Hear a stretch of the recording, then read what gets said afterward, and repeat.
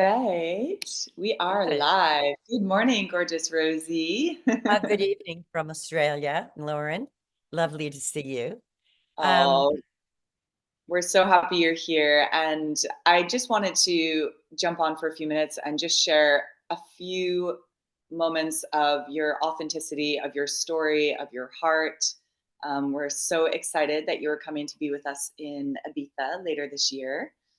Um, we know that it's dangerous to have expectations, Lauren. yes. First lesson. Okay, here we go. We're straight off being authentic.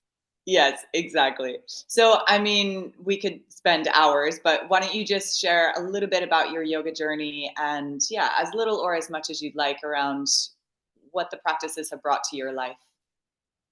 What the practice has brought to my life. Oh, Yeah.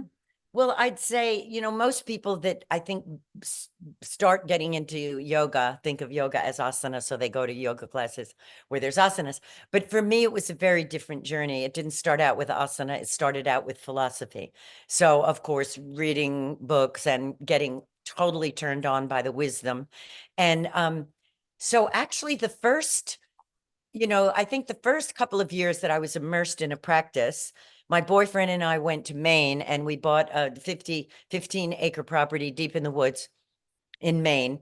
And we kind of just, for 1 year, read everything we could read on on wisdom, on the tradition of the yoga tradition and the Indian schools of thought. And I joined the Self-Realization Fellowship. This was back in 1968. So I joined that. And then I started to get Kriya yoga lessons. So I was doing the Kriya, but mostly it was not asana. It was pranayama and meditation with profound results. Profound, like really incredible results. I went, you know what? This is really something.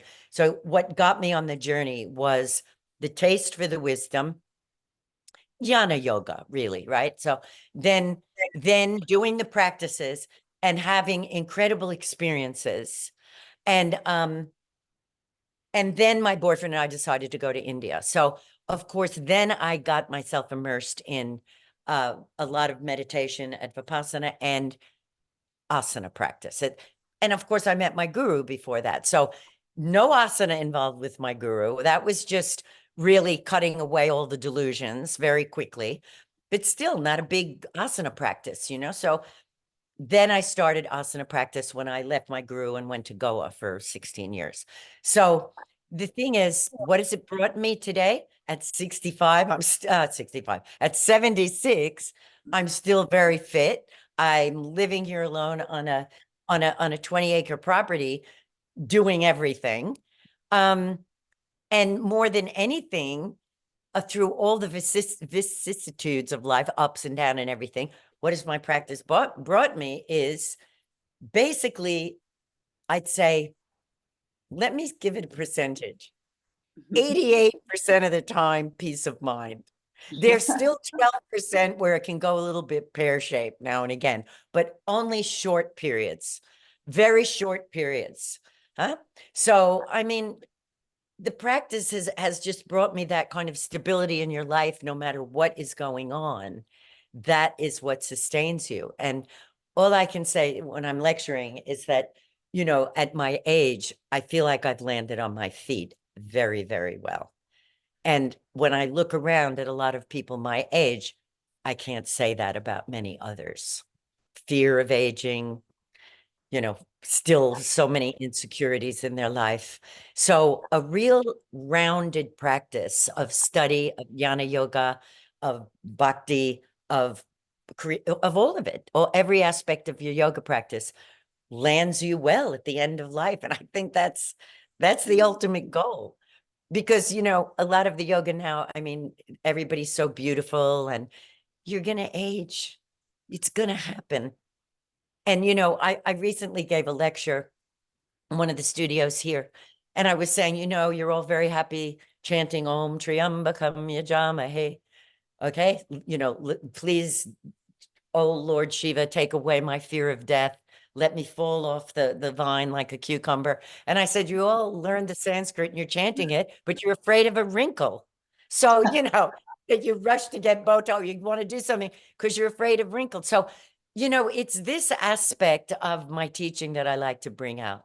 That, really honestly, when your head hits the pillow, what's going on? And let's sort it out. Let's see how we have the tools from yoga philosophy and practice that get you out of that. And you have a real, see, a lot of people, they're doing their practice on the mat and in the class, and then life happens somewhere else. You know what I mean? And even very advanced people it's happening with. They're okay when they're doing their practice, but as soon as they're out in life, there's a whole other thing going on. So I think yoga means absolute union in your daily life. So now it's like I'm there when I'm doing the most mundane things in my house. What is yoga? I am completely content and satisfied, Santosha, with those things. Most people are looking for something extra than that, the extraordinary experience, right? And I understand that. I did so when I was younger. But, the real goal is to be able to be doing anything at any time and being in yoga. Does that make Mhm. sense, Laura? Yes. Thank you so much for sharing, Rose. And I mean, Yeah, I that remember long way. well, when I first met you, I mean, in the jungles of Costa Rica by chance, it's such one of these just synchronized moments. Had no idea you were, wasn't supposed to be there, and yet I landed 10 days on this retreat with you. And I remember, you gave us the philosophy lectures and we went through all these deep, subtle body practices. And I was like, I feel I learned more in those 10 days than I had in my entire life. And it just, the light bulbs clicked through the philosophy, and it was such a It's so profound funny. That's catalyst. great. I Yeah. just got an email from, she used to be a student of mine here for many years, but she's moved to Melbourne. Anyway, she went to India and she did a teacher training course up in Rishikesh. And she just sent me an email and she said, oh my God, I learned more from you just coming to your yoga classes than I did at a teacher training in Rishikesh. She said, it's Mm, amazing. And so she's coming up here for a couple of weekends and asked if she could join the class. But I hear that a lot, Lauren. yeah. And It's I think I was just going to say, I feel it's so much because of the way that you share. It's with so much heart and realness, and it's your life story. So to thread the yeah, philosophy through that personalized, embodied experience, that's what lands with people, and it's magnetizing. well, it's just real life stories, my real life stories that are the same for everybody. That's the thing that I come to realize is that we're all the same when it comes to matters of the heart or the mind or we're the same. So very often I'll say something, and of course, everybody relates to it. Why? Because we're all the same in that way, you know, really. Yeah. So yes, it's a joy. It's a joy. Mhm. And talk to me a little bit about the practice of Agni Hotra, because we have been so blessed to experience this with you. But I know, yeah, this is something special we want to offer to people. And tell Mhm. us a bit about this ritual. Well, first of all, everybody loves a fire. Who doesn't love a fire? Kids love fire, adults love fires, everybody except wild animals, actually. They don't like it so much. I think it's a bit scary for them. But well, I mean, it's on so many levels. For me, it became another form of a meditation. I do a lot of meditation and sitting meditation. So, of course, having Agni Hotra, it's a completely different way to meditate, of holding your focus on a single place because you have to recite your mantra, you have to keep the fire going, and hold the space. But more importantly, it's the particular Agni Hotra that I do, that I was taught by Dr. Svoboda, and is a tantric expression of the Agni Hotra, is that it is a healing. It's a healing. It's a healing for the soil, the microorganisms in the soil. It is a healing for the nature spirits, the animal spirits, for the people that are sitting at the home, for the people that live in the area, for the atmosphere. And they have done research on it where they've gone places where had depleted soil and things like that. And they did Agni Hotra for a couple of years, every day. And there was an improvement in the place. So I don't go on so much on those kind of reportage, but my own personal experiences that I've been doing Agni Hotra here at my place. And when Robert comes, does it all the time. And for maybe, I'd say 25 years. Mm. And people come to my place, and I'm not kidding. Everybody says, the atmosphere here is incredible. And it is. It creates a space that is very healing for yourself and others, and it is nourishing the place. It has the effect of really purifying the nadis of anybody that's sitting around it. And of course, Agni is fire. It's Agni is the power of transformation. So we're sitting there worshiping Agni as the power of transformation. And as people who are practicing yoga, this is it. We want to transform our minds, we want to transform our bodies.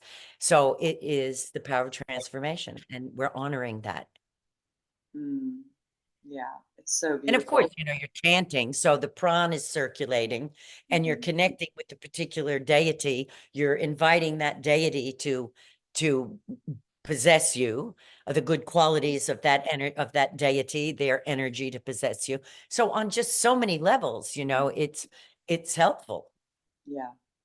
Yeah, and I think what I loved when I first practiced Agni Hotra with you is the aspect of ritual, which I feel is missing in so much of modern day living. This idea around, yeah, intentionally, placing an item, or, what is the purpose behind this? And, for those people who haven't experienced it, yeah, Agni Hotra from, literally the earth up, the way that we're creating the kund, the way that we're placing the different elements to be a part of it. There's this deeper universal wisdom that I feel invites anyone to experience it and to connect with it.